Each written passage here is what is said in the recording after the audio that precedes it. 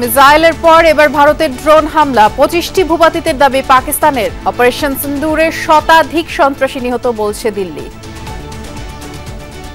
इसमें 9 terrorist camps तबाह हुए और अच्छी खासी संख्या में आतंकी मारे गए।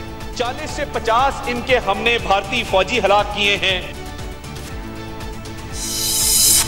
মধ্যস্থতার চেষ্টায় ইসলামাবাদ থেকে দিল্লিতে ইরানি পররাষ্ট্রমন্ত্রী। এর চেয়ে বড় যুদ্ধ সামাল দিতে পারবে না দুদেশ, বলছেন বিশ্লেষকরা।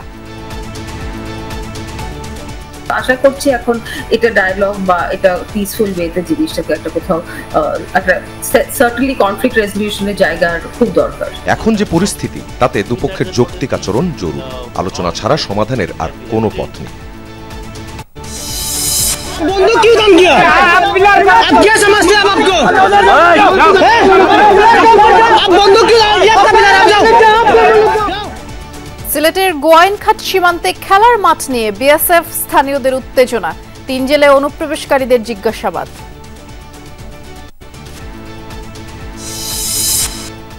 আওয়ামী দুঃশাসনে দল ছেড়ে আসারাও যোগ দিতে পারবে বিএনপিতে, জানালেন রিজভী। অধিকাংশ আমলা ফ্যাসিস্টদের দোসর, মন্তব্য মির্জা ফখরুল। সংস্কার কোনটা হতে হতে আপনার 5 বছর 10 বছরও লাগতে পারে, এসব চলমান।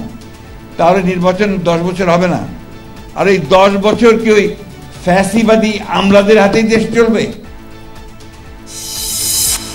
মুন্সিগঞ্জের নিমতলিতে এক্সপ্রেসওয়েতে সড়ক দুর্ঘটনা, একই পরিবারের 4 জন সহ নিহত 5। রাজধানীতে চিকিৎসা নিতে আসছিলেন হতাহতরা।